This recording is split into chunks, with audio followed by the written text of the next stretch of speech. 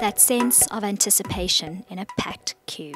The feeling of entering a rooftop bar, a house party, or a dimly lit club filled with smoke and bottles of booze.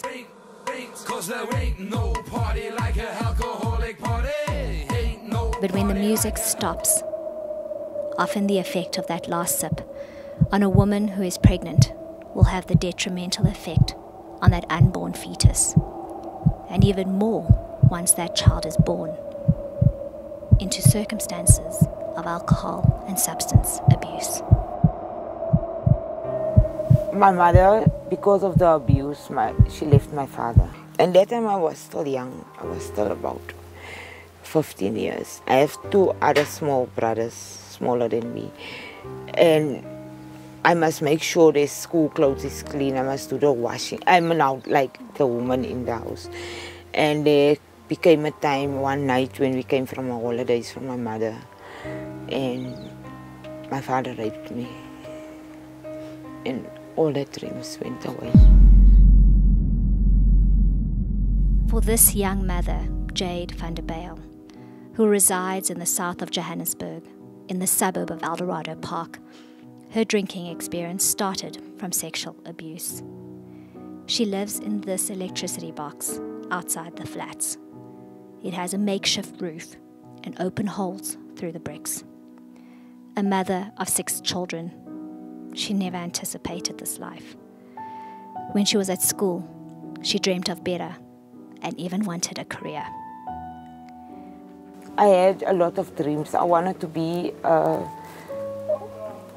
chartered accountant. I wanted to be a person that sells houses. I wanted to do a lot of stuff. But her circumstances did not afford Jade that opportunity. Instead, her life relied on a bottle of alcohol, which alleviated the pain throughout her pregnancies. So now I get a flat. I live with my brother. I have to leave school because I can't go to school and come from school and get a scroppy to cook for tonight. Wash the house must be clean, the washing must. So I had to leave. I started a job. Now I'm still young. I have a child. I feel that I still need to enjoy life. And mother's not there to tell me that, hey, mama, it's now time for you to. Now, what do? If it comes weekends, everybody's drinking, I'm also drinking. And when I'm now started getting drunk, all of us, nobody's focusing. Any of us, we somehow throw beer in the child's bottle so the child can just sleep and keep quiet. The child mustn't be a problem. But yet we didn't know what we are doing. And then we would have ecstasies, and ecstasies goes with alcohol, so then we would drink, and now the ecstasy puts you in another mood, and now the child must sleep now. With each birth, and 6 children later, she consumed huge amounts of alcohol. It helped to masquerade the pain of her father who raped her. It was about her coping mechanism, rather than the consciousness choice of protecting her unborn children. I know it doesn't work the same with all of us, but alcohol makes you unfit, unreliable. Because while now you're drunk, you know you have a responsibility. Oh, we're gonna go buy beer. All of us are going. We leave the child. We don't watch the child. There's things that can happen to this child. We don't focus at that time to say this child's life is at risk. She tells me she drank at the beginning of each pregnancy and then mixed it with drugs. I know that for a fact that it affects the child very bad. It's either the child is going to be slow, or the child is going to be handicapped, or the child is going to be dyslexic or something. But the child is there's going to be something wrong with that child. Liana Oliver, the national manager of the Foundation of Alcohol-Related Research, explains the condition of alcohol fetal syndrome. Fetal alcohol syndrome is caused when a pregnant woman drinks alcohol during pregnancy. And unfortunately, a lot of people still believe that you need to be an alcoholic or a heavy drinker to have a child with fetal alcohol syndrome. And research in South Africa and in other countries has proven that even small amounts of alcohol has got the potential to be harmful for the unborn baby. So the alcohol causes damage to the cells of the developing baby, especially brain damage. Out of 187 countries, their study found that South Africa has the highest prevalence rate of FASD in the world. New research by the Medical Control Council also suggests that a man's sperm that contains alcohol can have a small impact on the fetus. In South Africa, we've got communities with prevalence rates as high as 28%.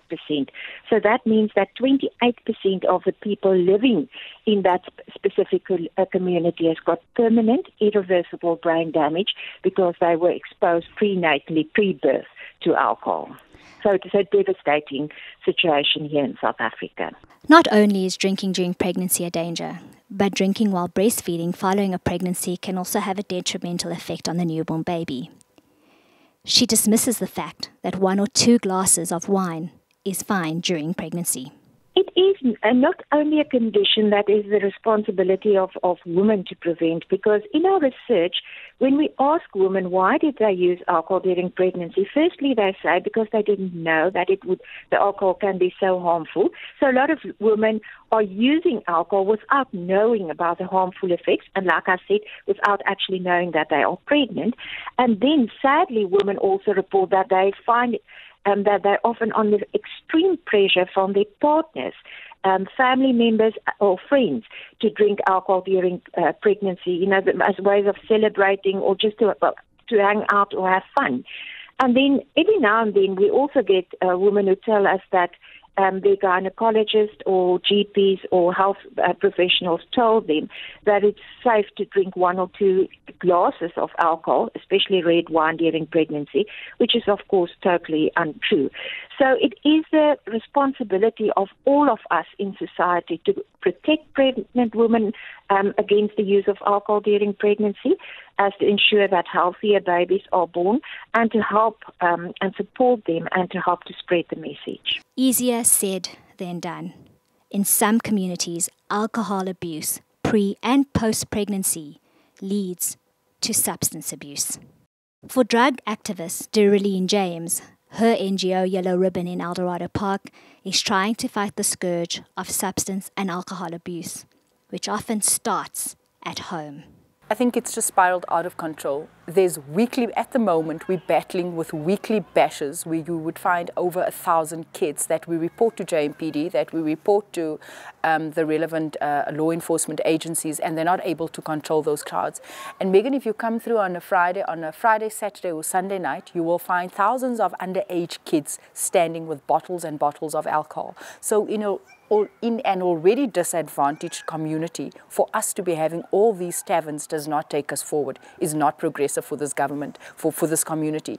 And I find it hard to understand why liquor licenses are still being granted and why we have so many shebeens in communities such as Eldorado Park. Young people are falling pregnant and still continue to drink with no consequences.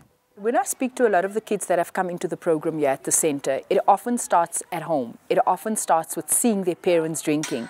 We don't realize the impact it has on our kids when we sit and socialize. To us, it's innocent. To us, we can control it. But our kids are faced with so many challenges these days. There's so much peer pressure that eventually they start at a very young age. You find kids starting at the age of 13 drinking, and sometimes drinking with their parents, like we spoke earlier on, opening up that bottle, taking that first step, that first sip, and also, the sort of the packaging of the alcohol also. It's very attractive. It doesn't look like alcohol. I remember growing up and the bottle was very boring. It was brown and it didn't smell nice. So I didn't really want to try it. But if you look at these days, in today's time, it's fancy, it smells like fruit, it doesn't even taste like alcohol. So I think that is not helping our communities with going forward. The packaging, the marketing of it, it's more like if you want to fit in, you can start. But the destruction that comes from it is the situation that you had earlier on with Jade.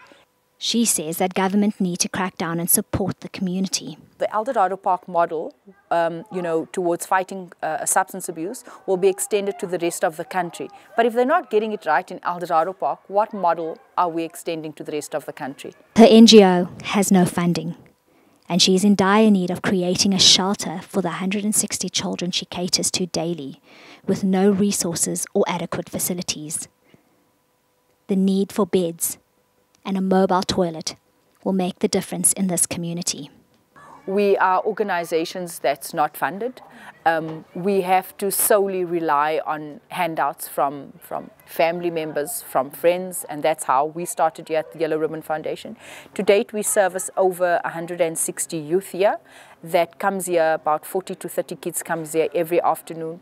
We have to feed them because they come from these impoverished backgrounds. We have to help them with their homework and obviously address social ills such as alcohol abuse, such as drugs, such as gangsterism, bullying at the school, all of that. That's what we do. 4 of Jade's children have been removed from her. 2 struggle as a result of alcohol during and after Jade's pregnancy. She is now 2 months clean and hopes to get her children reunited with her. Children you gave birth to. You must know they take my children from me when my eldest daughter was 10. All of them were already big.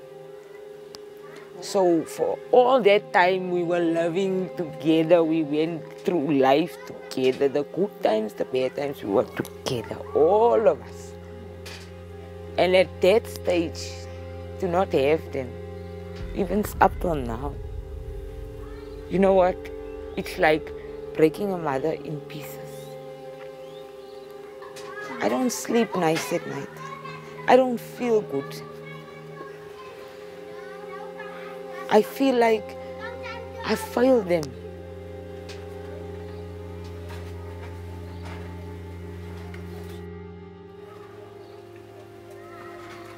And that's why in life, I'll never judge a person that drinks or that uses a substance. Not because I come from things like that, but because of there's a story behind that substance.